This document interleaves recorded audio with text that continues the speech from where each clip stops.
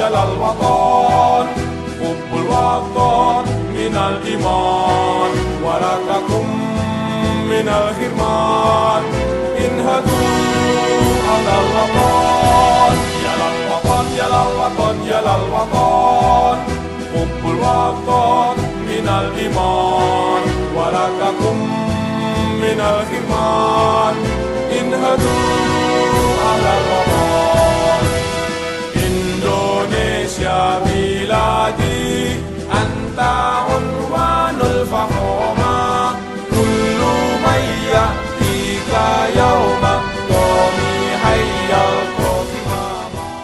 Baik, Assalamualaikum warahmatullahi wabarakatuh. Waalaikumsalam warahmatullahi wabarakatuh. Waalaikumsalam. Waalaikumsalam warahmatullahi wabarakatuh. Kita mulai kegiatan ini dalam rangka pengabdian atau menyampaikan tentang hadis-hadis dari mata kuliah hadis tarbawi ini dan saling sharing mengenai wabah dalam sejarah Islam di masa pandemi ini. Untuk itu kepada audiens mohon kerjasamanya agar pemaparan dari para pemateri dapat dipahami dan dicermati dengan baik. Baik, untuk hari ini kita mulai dengan Bismillahirrahmanirrahim. Perkenalkan, nama saya Sapan Adi Wijaya sebagai moderator dari pemaparan pembahasan hari ini dengan tema wabah dalam sejarah Islam, di mana para pemateri ini akan menyampaikan sebuah hadis-hadis serta syarah ya mengenai tentang studi kasus yang terjadi pada saat ini. Berikut para pemateri yang akan memaparkan tentang pembahasan kali ini.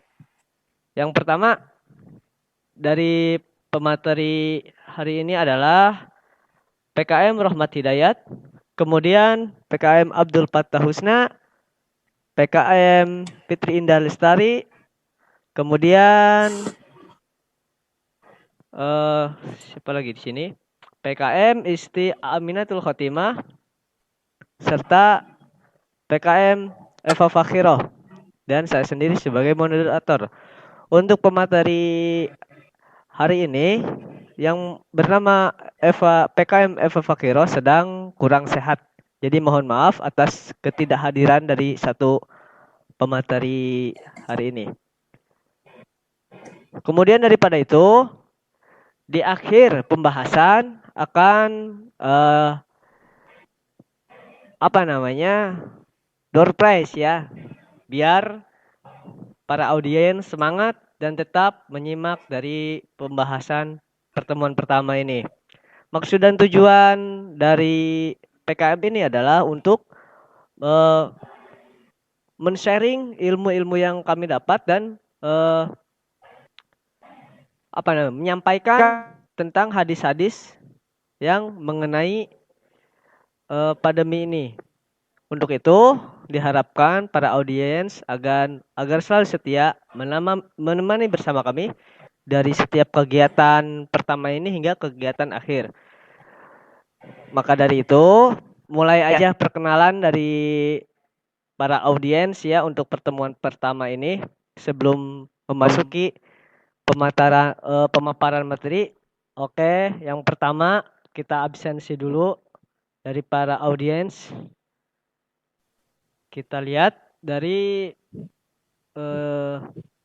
mana ini? Sebentar.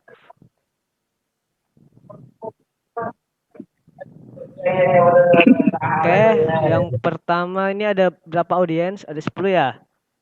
Oke, kita langsung saja ke materi mata kuliah hadis tarbawi ini ya. Durasi 45 menit beserta tanya jawab dan sebagainya kepada pemateri tentang wabah dalam sejarah Islam. Kepadanya kami persilahkan.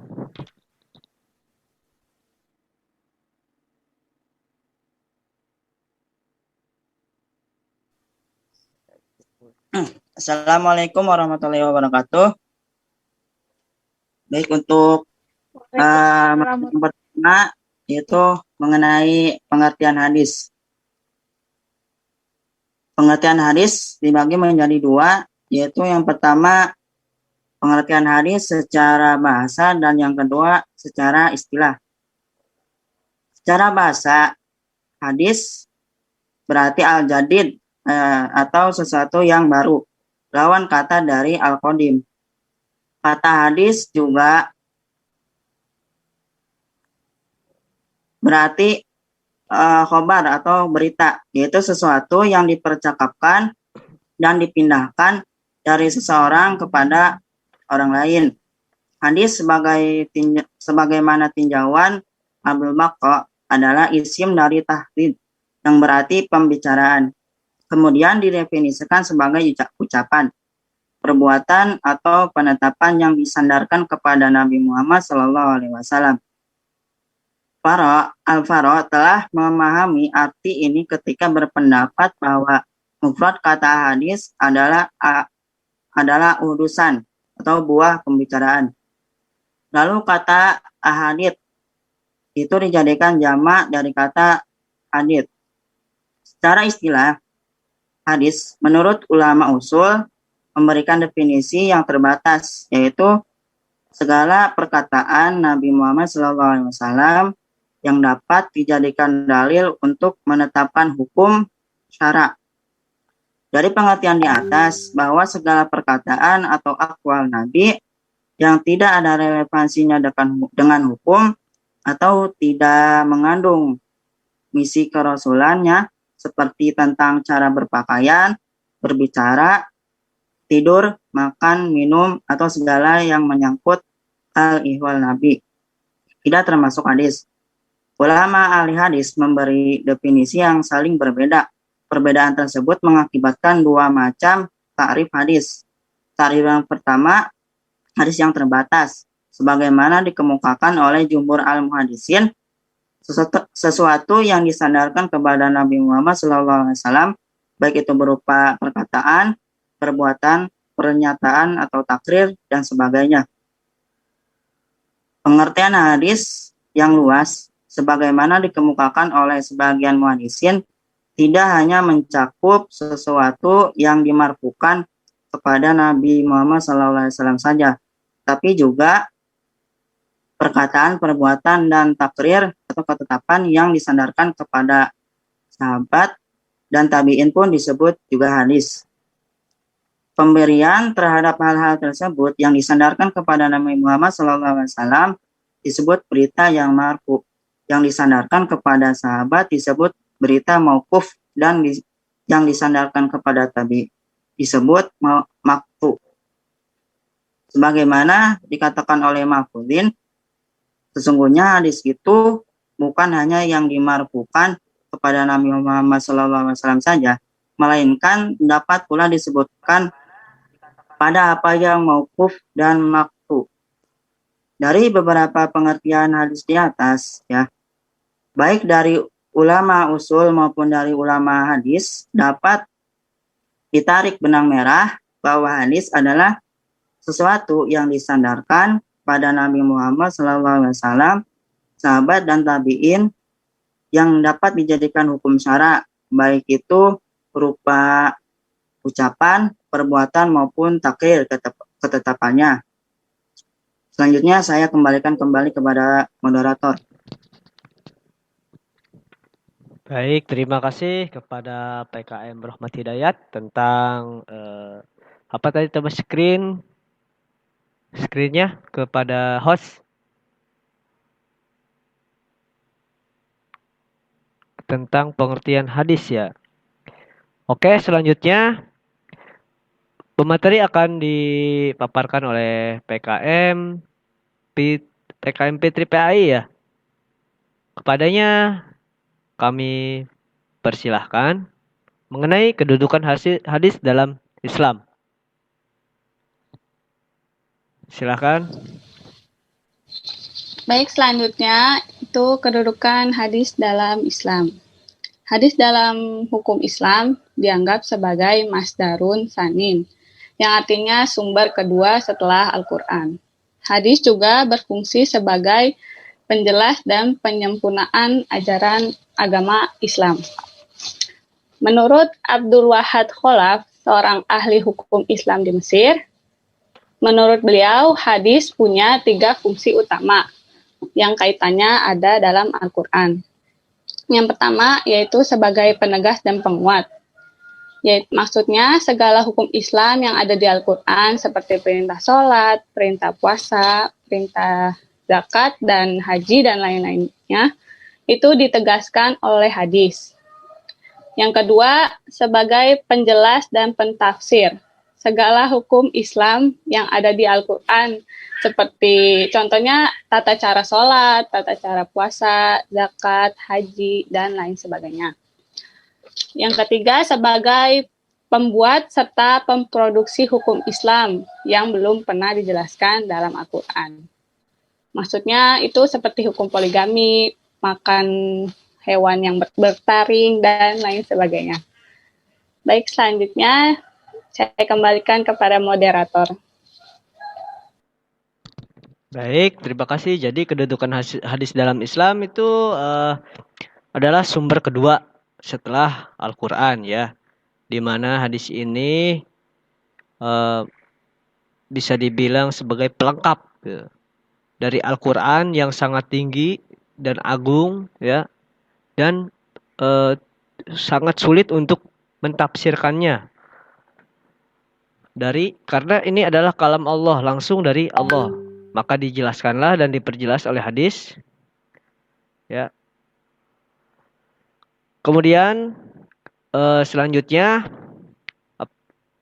kepada para audiens instruksi saya untuk mengaktifkan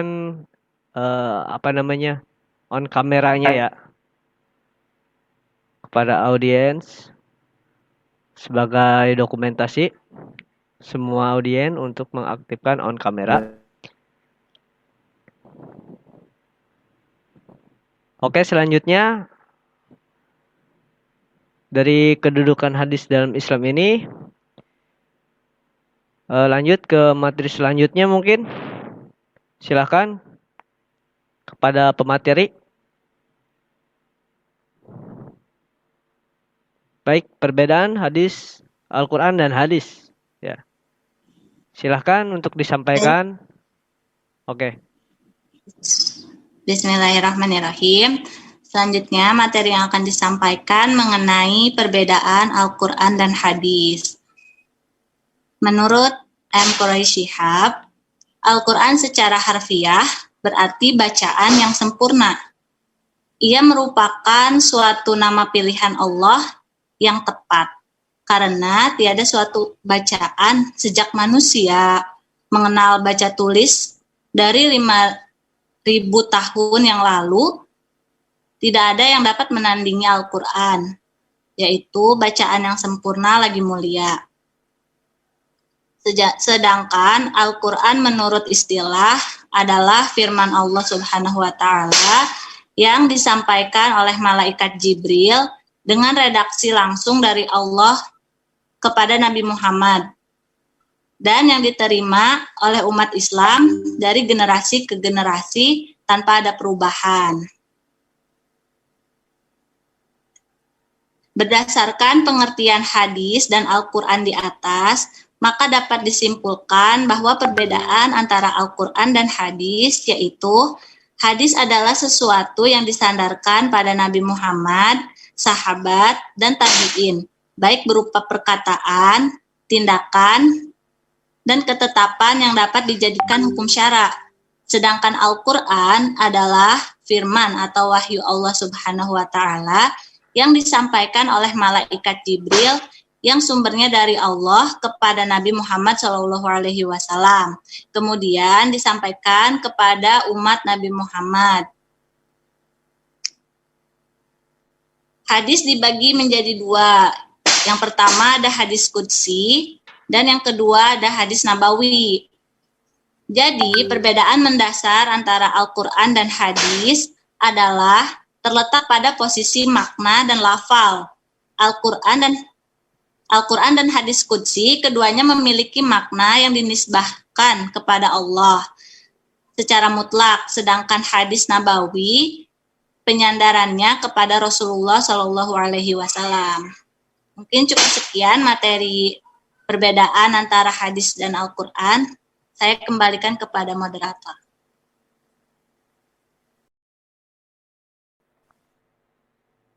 Lanjut. Kedudukan hadis dalam Islam. Oke, kita lanjut. Mungkin sampai 3 materi udah pada paham ya. Baik, kita lanjut saja ke wabah dalam sejarah Islam. Oh iya, diinformasikan remaining waiting time 4:24 ya. 4 menit lagi nanti ketika Zoom Meet ini keluar sendiri, nanti para audiens masuk lagi lewat link yang sudah dikirimkan ya. Sekian informasi, terima kasih. Kemudian lanjut ke materi wabah dalam sejarah Islam. Kepada pemateri, silakan. Oke, baik. Tolong disimak ya, karena di akhir materi ini akan ada door prize dari kita semua. Oke, langsung saja. Bismillahirrahmanirrahim. Kita memasuki ke materi inti, yaitu wabah dalam sejarah Islam. Terdengar nggak suaranya? Ya, terdengar. Lanjutkan kepada pemateri. Oke, siap. Dalam mengarungi kehidupan ini, manusia kerap diberi ujian dan musibah. Tidak ada seorang pun dalam hidupnya tidak mendapatkan musibah. Allah Subhanahu wa Ta'ala yang bersifat arif dan bijaksana pasti mempunyai tujuan mulia dari semua kebijakannya. Manusia diharapkan bisa mengambil pelajaran dari semua kebijakan Allah Subhanahu wa Ta'ala, baik berupa kenikmatan atau musibah. Musibah bisa berupa kekuatan, kelaparan, kemiskinan, kesakitan, kehilangan, dan lain-lain. Hal ini disampaikan dalam firman Allah Subhanahu wa Ta'ala dalam Quran surah Al-Baqarah ayat 155 yang berbunyi, A'udzu billahi minasyaitonir rajim. Bismillahirrahmanirrahim. Wala nabluwannakum bisay'in minal khawfi wal ju'i wan naqsis minal amwali wal anfusi was samarat wa bassiris sabirin. Shadaqallahul azim. Yang artinya, dan sungguh akan kami berikan cobaan kepada kamu dengan sedikit kekuatan, kelaparan, kekurangan harta, jiwa dan buah-buahan, dan berikan berita gembira kepada orang-orang yang sabar. Quran surat Al-Baqarah ayat 155. Dalam buku Ahsin Sahih Muhammad dalam tafsir kebahagiaan, Allah Maha Pengasih dan Penyayang kepada hambanya. Dia tidak akan berbuat zalim kepada mereka. Allah juga Maha Bijaksana atas segala keputusan yang dibuatnya. Oleh karenanya, setiap musibah yang menimpa hambanya pasti mengandung hikmah. Antara lain menjadi pelajaran bagi orang lain, meningkatkan derajat orang yang tertimpa musibah, dan mengurangi dosa-dosa yang diperbuatnya. Saat ini kurang lebih sekitar 210 negara di dunia termasuk Indonesia tengah dilanda musibah, atau yang sekarang ini sedang dilanda pandemi COVID-19. Pandemi COVID ini pertama kali ditemukan di Wuhan, di negara Cina. Jumlah orang yang terinfeksi virus ini menembus 7,3 juta jiwa di seluruh dunia, dengan kesembuhan mencapai total 3,6 juta jiwa. Break dulu ya, karena waktunya sudah habis.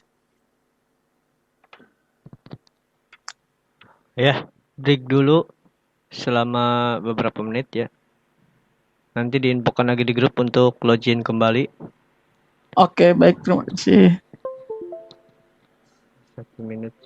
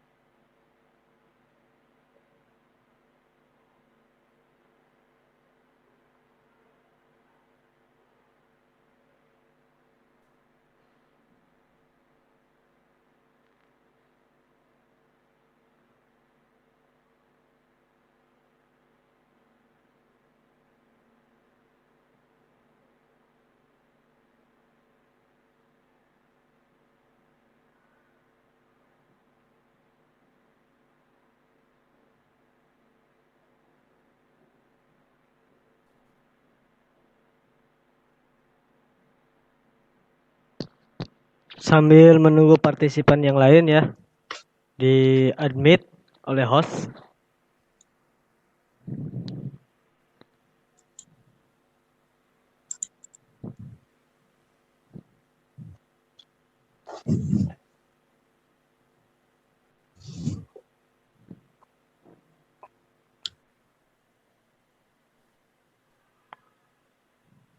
Ya.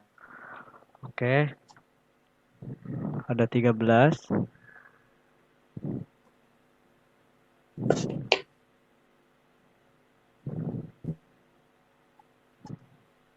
Kita tunggu sampai tunggu sekitar 5 menit lagi untuk memulai.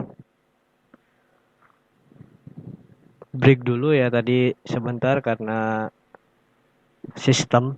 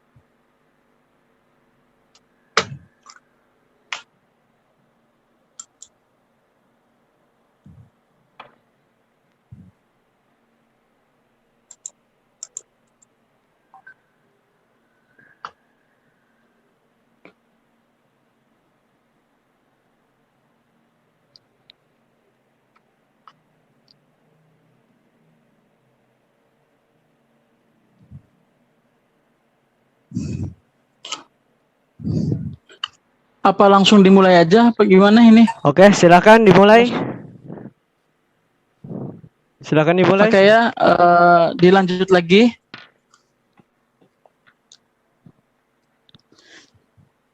Sepanjang sejarah di beberapa wilayah Islam telah terjadi yang namanya wabah penyakit. Di antaranya wabah yang paling menonjol adalah Taun Anwas yang terjadi pada tahun 18 Hijriah atau 693 Masehi.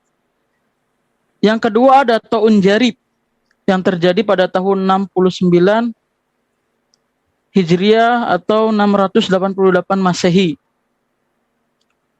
Selanjutnya ada Taun Patayat atau Ashraf yang terjadi pada tahun 87 Hijriah atau 705 Masehi. Dan yang terakhir itu ada Taun Muslim bin Uqtaibah yang terjadi pada tahun 131 Hijriah atau 748 Masehi. Nah, dari wabah-wabah tadi itu terjadi pada masa dinasti Abbasiyah, Mamalik, dan Ayubiyah di wilayah Islam bagian timur dan barat. Saya di sini akan menjelaskan satu persatu dari wabah yang di atas tadi.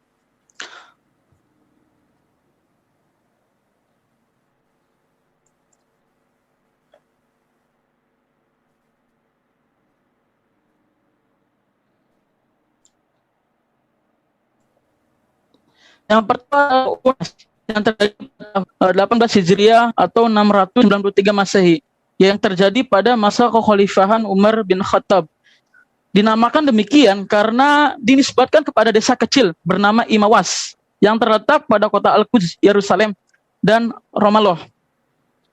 Di desa itu wabah taun ini muncul kemudian menyebar ke wilayah Syam. Wabah taun ini terjadi setelah peperangan sengit antara umat Islam dan bangsa Romawi. Perang ini memakan banyak korban jiwa, mayat bergelimpangan, membusuk hingga menyebabkan polusi udara di mana-mana. Wilayah terdampak paling parah adalah Syam, sehingga banyak penduduknya yang menjadi korban. Di antaranya sahabat Nabi, yaitu Abu Ubaidah bin Al-Jarrah, terus ada Muaz bin Jabal, dan ada Yazid bin Abi Sufyan, dan masih banyak yang lainnya yang menjadi korban akibat wabah ini. Selanjutnya itu ada wabah taun yang terjadi di Basrah yaitu pada masa Khalifah Abdullah bin Az-Zubair yang dikenal dengan Ta'un al-Jarib atau Ta'un air bah. Karena demikian, karena wabah ini ibarat air bah yang menyapu habis bersih manusia. Ta'un ini hanya berlangsung selama 3 hari. Kemudian ada Ta'un Patayat yang terjadi pada tahun 87 Hijriah atau 705 Masehi. Tahun Patayat atau disebut juga dengan tahun pemudi yang terjadi di Irak dan Syam. Dinamakan demikian karena tahun ini menimpa para wanita dan gadis-gadis terlebih dahulu, baru kemudian menimpa laki-laki. Tahun Patayat disebut juga dengan tahun Ashraf karena para petinggi kaum dan tokoh-tokoh yang dihormati banyak yang menjadi korban jiwanya. Adapun tahun yang terakhir yaitu yang terjadi pada masa dinasti Umayyah, yaitu tahun Muslim bin Qutaibah, terjadi pada tahun 131 Hijriah atau 748 Masehi. Muslim bin Qutaibah adalah orang yang dinisbatkan kepada namanya. Wabah tahun ini terjadi di Basrah dan berlangsung selama 3 bulan. Puncaknya pada bulan Ramadan, di mana dalam beberapa hari korban mencapai 1.000 jiwa bahkan lebih. Pada tahun 656 Hijriah atau 1258 Masehi, tentara Mongol menyerang kota Baghdad dan menghancurkannya. Masjid-masjid dan fasilitas umum lainnya terbengkalai selama berbulan-bulan. Kota Baghdad menjadi lengang, tak terlihat aktivitas manusia. Mayat-mayat korban peperangan tergeletak di jalanan. Ditambah turunnya hujan di kota itu membuat bau tidak sedap menyebar ke seluruh penjuru kota. Polusi udara ini menyebabkan munculnya wabah ganas hingga menyebar ke wilayah Syam. Banyak korban jiwa akibat wabah ini.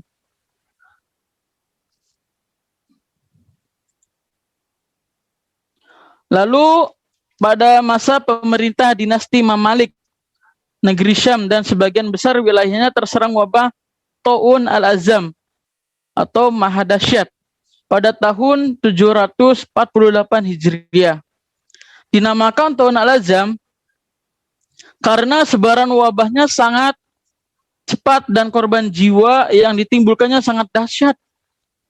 Wabah ini membinasakan sebagian besar penduduk Halb, Damaskus, Yerusalem, dan wilayah pesisir.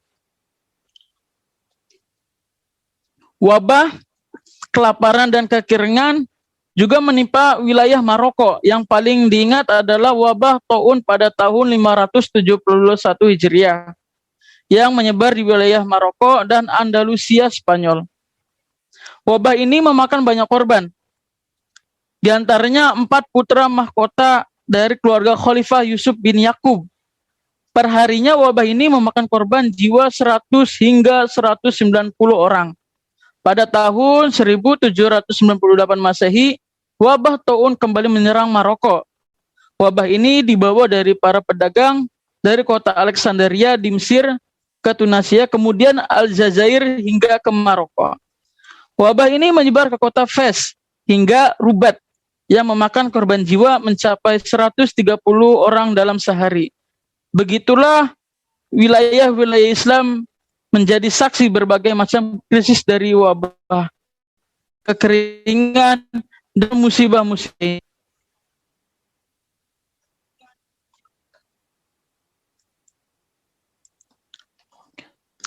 Wabah merupakan bahaya terbesar yang mengancam jiwa umat manusia. Banyak dampak-dampak yang ditimbulkannya, baik dampak negatif maupun dampak positif. Sebagai contoh dampak negatif yang ditimbulkan dari wabah pada masa pemerintahan dinasti Mamalik, yaitu berkurangnya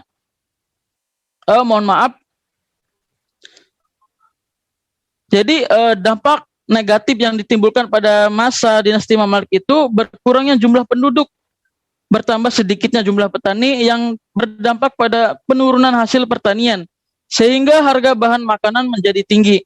Belum lagi ulah oknum yang tidak bertanggung jawab melakukan penimbunan bahan makanan, tujuannya ingin memperkaya diri sehingga sendiri dengan memanfaatkannya krisis yang terjadi. Di samping itu, orang-orang yang miskin terpaksa mencuri karena kebutuhan yang mendesak. Wabah juga memakan korban jiwa para ulama dan orang-orang soleh. Hal ini mengakibatkan orang-orang yang kehilangan pangan hidup sehingga mereka berpaling kepada dukun dan peramal untuk mengisi kekosongan jiwa mereka. Dari sinilah terjadi kehancuran akhlak dan moral masyarakat. Itulah yang terjadi pada masa dinasti Imam Malik, dampak negatifnya ya. Berikut dampak positifnya, didirikannya rumah sakit oleh pemerintah di seluruh wilayah Syam sebagai tempat untuk mengobati pasien yang terkena wabah. Wabah ini memakan korban yang sangat banyak, sehingga mayat-mayat dibiarkan tergeletak begitu saja di jalanan tanpa ada yang mengurusnya. Karena orang-orang takut tertular, maka orang-orang kaya memberikan bantuan dengan membuat pemakaman dan tempat pemandian jenazah untuk orang-orang miskin. Hamba-hamba Allah yang soleh mengajak masyarakat untuk semakin mendekatkan diri kepada Allah Subhanahu wa taala, memohon ampunan kepada Allah Subhanahu wa taala, serta mengatur ditutupnya tempat minum-minuman khamar dan menyentuh masyarakat menjauhi maksiat. Itulah pemaparan dari saya tentang wabah dalam sejarah Islam. Mohon maaf apabila pemaparan dari kelompok kami itu begitu maksimal karena ini merupakan pertama kali gitu. Jadi insya Allah untuk kemudian harinya akan kami evaluasi dan memperbaiki diri. Saya kembalikan kepada moderator. Baik, oke, terima kasih kepada rekan Wakil Fatah Husna ya. Iya, betul tadi yang dikatakan rekan Wakil Husna. Ini pertama kali kita mengadakan sharing langsung seperti ini via Zoom dari mana-mana ya ini ya. Ada yang dari Serang, Subang, terus dari Jawa Tengah. Ya, ini mencat semua gitu. Jadi semoga dengan adanya kegiatan TKM ini kita bisa tahu gitu mengenai tentang wabah. Sebetulnya wabah ini bukan dari sekarang-sekarang ya pandemi ini, tapi sudah dari zaman Bani Abbasiyah ya, kemudian dari peradaban Islam yang sangat lama sekali. Jadi ini bukan hal aneh gitu bagi umat Islam, tapi dari zaman sebelumnya juga sudah pernah ada, bahkan lebih mematikan gitu. Nah, untuk itu tetap selalu standby ya, jangan lupa ajak teman-temannya untuk selalu ada bersama kami dengan redaksi-redaksi Islam terbaru dan membuat kita merasa relaksasi dan ilmu yang bermanfaat itu sangat luar biasa. Baik, di sini ada door prize ya, Bang Fatah ya. Bang Abdul Fatah, ada door prize ya? Iya betul, ada door prize dari kita semua. Iya. Ya sudah 40 menit, nanti 5 menitnya itu khusus sih berarti. Oke, dari pemaparan tadi ya ada hadiah untuk satu orang yang bisa menjawab tentang apa ya pertanyaannya itu pasangan. Oke, pertanyaannya dari saya aja ya. Ya, silakan Pak Madari. Ya. Oke, baik. Tadi kan sudah dijelaskan ya bahwa di dalam sejarah Islam itu banyak yang terjadi wabah atau lebih dikenal dengan taun. Untuk pertanyaannya, ini share screen-nya dihilangkan dulu supaya layar tampilannya tampil semua. Oke, boleh siap. Bentar, saya jadi grogi. Ini live langsung ya, live streaming langsung di YouTube, jadi kalian bisa melihat langsung. Kalau tidak terkena ini jaringan, oke.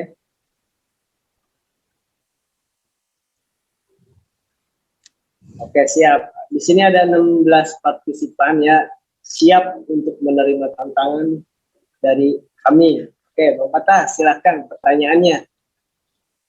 Sebutkan wabah atau tahun apa saja yang terjadi pada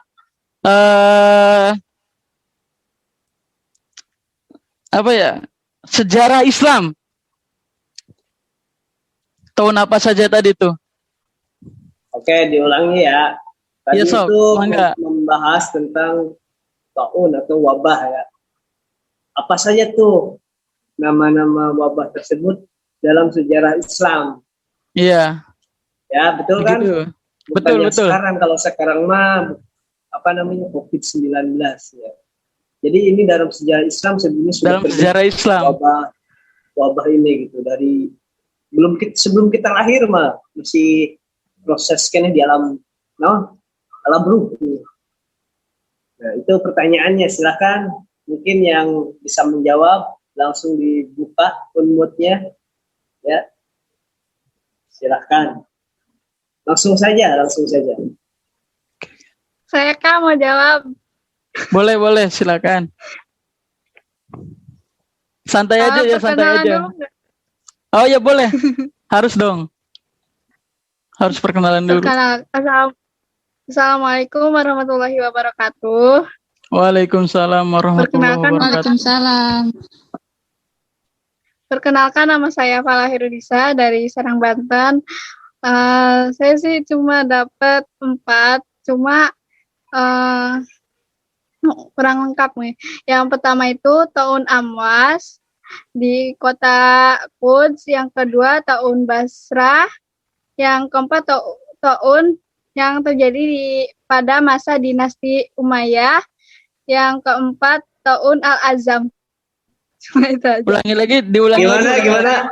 Diulangi lagi. Sebutin itunya. Tahun apa aja gitu. Kalau misalkan dari daerahnya sih iya terjadi itu benar. Tapi nama tahunnya gitu, nama penyakitnya. Nama wabahnya berarti ya? Iya, nama wabahnya. Wabah apa aja tuh tadi? Ayo. Ada yang lain? Ayo, Pan, diulang lagi, Pan. Pertanyaannya diulang lagi. Baik. Supaya yang lain dengar. Siap. Pertanyaannya adalah taun itu kan wabah penyakit. Contoh, wabah apa yang terjadi di 2019 ini, khususnya di Indonesia. Berarti namanya adalah COVID-19 atau corona. Nah, ini yang jadi pertanyaan yang sudah dibahas tadi, tahun apakah atau wabah apakah yang terjadi di daerah-daerah yang sudah disebutkan tadi ya. Dalam sejarah Islam itu wabahnya apa aja selain COVID-19, tapi dari 1400 tahun yang lalu gitu. Nama wabahnya. Yang tadi disebutkan itu apa ya? Daerah ya? Iya, emang ada daerah, terus ada itunya sih. Ada salah satu dari nama tahunnya. Cuma ada yang lain itu daerah, disebutin daerahnya. Oke, gimana? Ada yang lain? Kalau misalkan nggak ada yang kalau nggak ada lagi, ya siapa lagi gitu yang dapatnya gitu? Iya. Kalau misalkan nggak ada yang jawab lagi ya, doorpesnya saya serahkan ke Teh Fala. Karena yang berani menjawab. Ya, kita beri waktu 5 menit untuk yang kesempatan yang lain, oke? Siap. Ayo. 5 menit kelamaan ya? 1 menit aja. Diulang lagi ya, Sopan. Pertanyaannya, wabah apa saja yang terjadi di masa sejarah Islam? Berarti tahun yang lalu. Apa aja? Oke, siapa ini? Pak Hiratul, siapa? Pak Hiratul Muntaha. Iya, silakan perkenalkan namanya dan berasal dari mana. Assalamualaikum warahmatullahi wabarakatuh. Perkenalkan, nama saya Fairatul Muntaha dari Serang, Banten. Oh, banyak ya dari Banten. Iya. Silakan lanjut. Aku nulisnya 5 doang. Ya. Yang pertama itu tahun Amwas, Iya, terus yang betul. tahun Jari kalau nggak salah. Iya, Habis iya, itu betul. tahun Patayat, Iya, betul.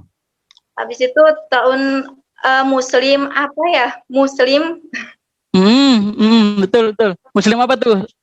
Muslim apa ya? Lupa. Sama yang terakhir tahun Al-Azam. Udah. Betul. Jadi yang keempat itu Gimana? namanya Toun Muslim bin Kutaibah. Oh, tahun Jadi Iya. bagaimana Jadi Bapak? Ban, bener Ban, bener Oke, bener. betul. Berarti yang mendapat surprise dengan jawaban yang tepat adalah Pak Hiratul Muntaha. Iya. Jadi mungkin di lain waktu ya yang tadi jawab luar biasa. Masih ada waktu? Gimana? Dicukupkan Lanjut aja saja. kali ya.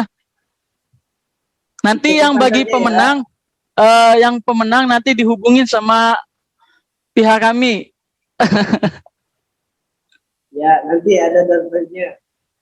Doorprize-nya berarti bukan langsung hadiah ya, karena kita secara virtual. Berarti doorprize-nya Iya. juga secara virtual gitu. Bukan berarti gini, bukan berarti ada hadiah di foto, bukan ya.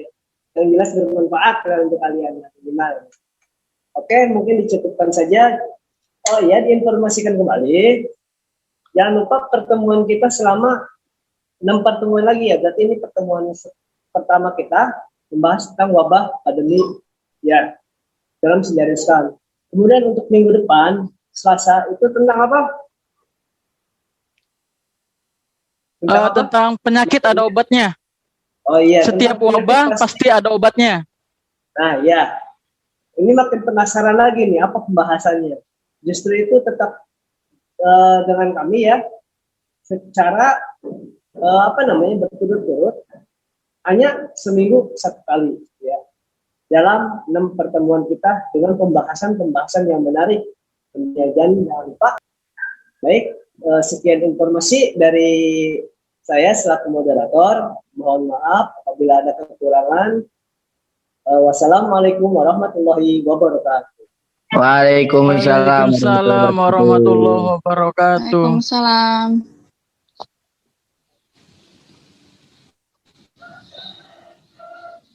Oke, silakan untuk di